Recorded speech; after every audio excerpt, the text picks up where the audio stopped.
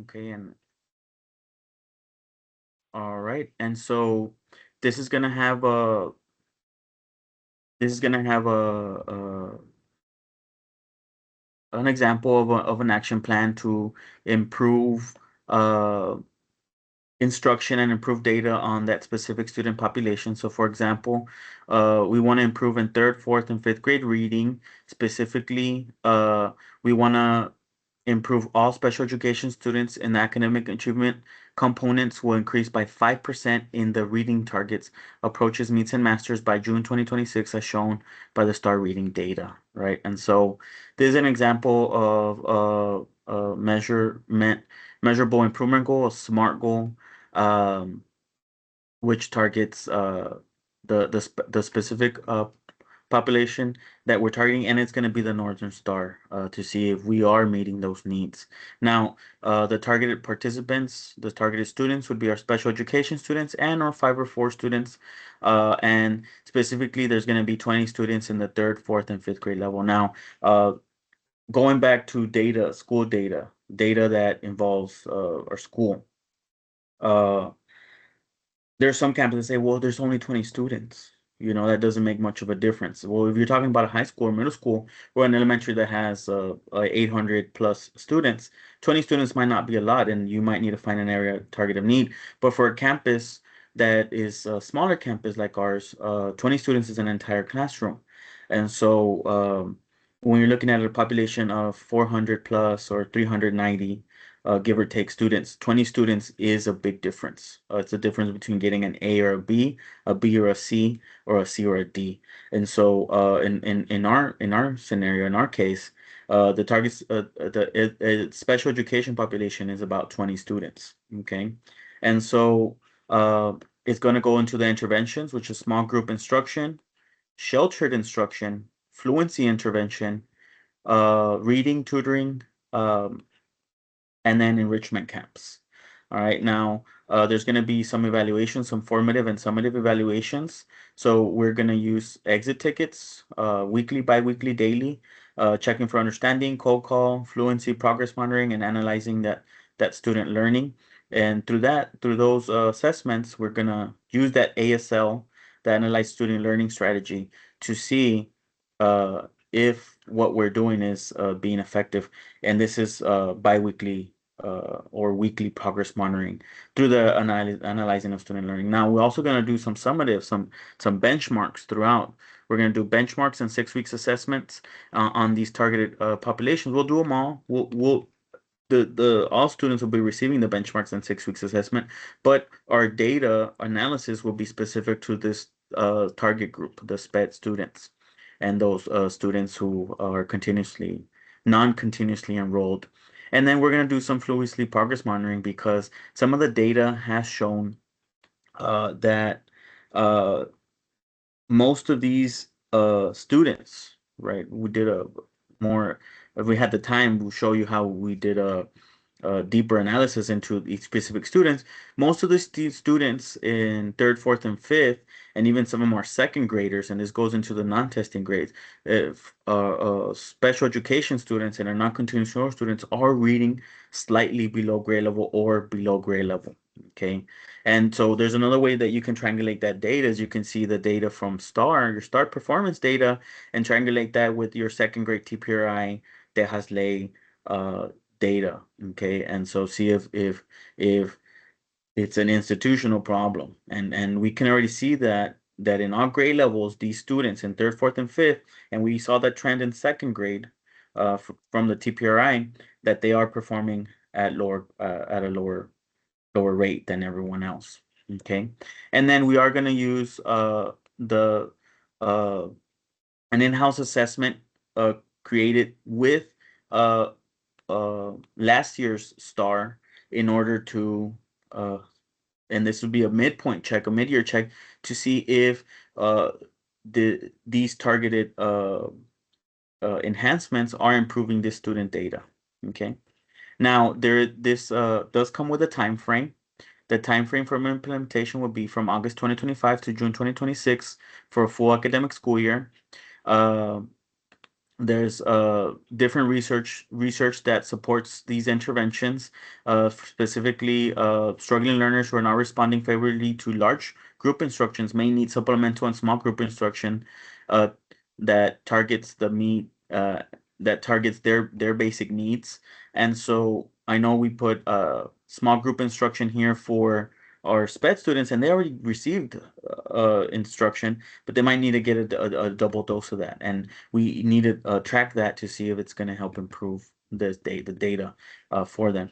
And then also the result of sheltered instruction is that ELs, remember we mentioned that most of our SPED and those non-continuously enrolled students were those EBs, were able to access that core curriculum better through that English proficiency, through that sheltered instruction.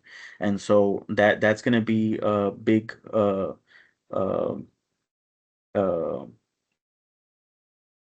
focus area, is to help those students with that sheltered instruction, uh, the SIOP, sheltered instruction protocols. Um, Next one is overall, we need to check to see if the participants are showing growth with follow-ups, with weekly, biweekly progress monitoring, and having several and see if the fluency interventions are are helping, right? And in this further on, you'll see who's going to monitor. We do have a it's not an instructional coach, we call him a reading coach on the campus that can help target these students through pull-out programs, and she can give them the one-to-one time. It goes into the small group and the sheltering instruction as well, and we'll be able to assess them, and that way we can progress monitor uh, the improvements from intervention from the homeroom teacher, the SPED teacher, and then in this case, they also should be receiving services from our reading specialist on campus. And so the research does indicate that um, uh, giving students time through small group instruction, shelter instruction, and intervention will help them improve uh, significantly. Also, the research does indicate that once you implement these strategies continuously, and you do check to see if they're improving, uh, and you continuously progress monitor them, there should be improvement, because one, the education and the education system will make adjustments, and then two, because the student is the time and effort is going to make a difference in the student's performance data, um, and the practice of the reading and the practice of the improvement of the reading skills will pay off, and there's going to be data that is going to back that up, and research and research does show that those interventions do work, specifically that small group instruction, the shelter instruction, and the fluency interventions. Now, this improvement, this action plan does go into strategies. The strategies does go into the targeted student pops, and then the leaders who are going to be assigned, right, to monitor this. So they're going to monitor all student progress monthly in areas of reading. So this would be to all students, but we're going to target those SPED populations and have those TCLCs or those PLCs to see if they're improving or not. And these are going to be the resources we're going to be using: DMAC reports, D, progress monitoring reports, different resources that are already included in the curriculum, uh, to see if that instruction, uh, the strategies and that additional instruction is improving the student data. There's also going to be professional development to deliver high quality instruction to our SPED students, specifically in differentiation and higher uh, helping students perform better in a master's level through high order thinking strategies and also rigorous implementation of rigorous materials within the curriculum. And then there's also going to be uh, thinking about the instructional core. This is where it targets, well, do we need to improve our curriculum? Right? Our data shows that we're not performing at masters, even with our all populations and including our subpopulations, target subpopulations. Do we need to adjust our content? Okay, and so professional development has to occur there in order to adjust it correctly. And there's going to be well-planned tutorials and certain after-school tutorings. Um, very structured direct instruction in that time, since there would be less students and smaller groups, and then also ensuring that we're identifying these kiddos early on and on time. That way they can get that extra sped accommodations that they need, and there needs to be a smoother referral process as well. And so all this data does help us improve that decision-making process of, well, do we need to improve on how fast we export uh, these students into this special education and how fast we get them their service, or how fast we can adjust their individualized education plans, or do we need to include the parents more? Do we need to have more planning times together with our special education resource specialist and our general education teacher? Do we need to give our teacher more trainings? So all this data uh, has to uh, has to drive that decision making from the school leadership. Um, do we have the adequate technology in this action plan? We need to provide the technology resources to help facilitate the reading development to differentiate student learning. There's a lot of technology now that can help students uh, understand their passages better, understand their math assessments better, um, and that also has to come with professional development. Okay. And so these are just some examples of strategies for improvement targets population, who would be the leader in assignment, and who would monitor the progress monitoring to see if all these strategies are working.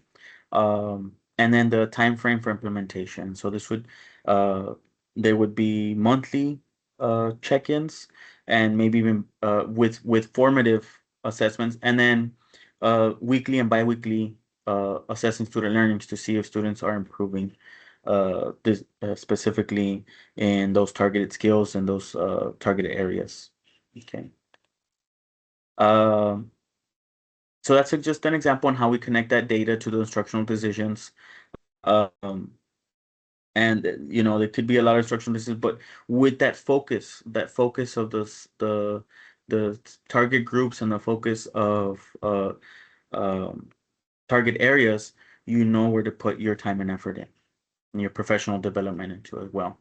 Um, so once you uh, create that target action plan, once you connect that data to the instructional decisions, uh, and you make your adjustments and you get your professional development done and you give the right resources or put the right people in the right places, you do continual data cycles, or as I like to call them, continuous improvement cycles. You don't stop improving. You you uh, uh, you plan, you teach, you assess, and you analyze the assessment data, and you make adjustments based on that data through that continuous improvement cycle. And it's an ongoing student progress monitoring based on the improvement plan. And then during PLCs, during professional learning communities, you share that data, you share those findings, you share those improvements, and then you also make those adjustments together as a community, and you give that required either professional development or support to those teachers that have those target groups, or that might need that extra support. Um, you also share uh, data from observational data, the data that where you show the teacher actions or student actions during walkthroughs, or also this is where teachers can share their data, their findings, their understanding of what's going on, and then seek feedback, reflect on performances, explore new techniques, set goals, set new goals, adjust, you don't adjust the goal, but you adjust your actions towards it, and adapt, because that's what education is adapting to your students, adapting to your data, um, and making sure you're servicing your community, you're servicing your kiddos the right way based on that. And again, going back full circle, going back to the student data drives instruction, and without data, all we have is an opinion.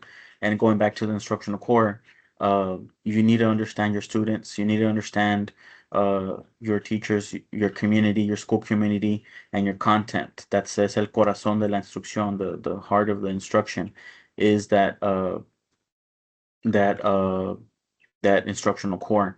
Um, so that is my presentation on how.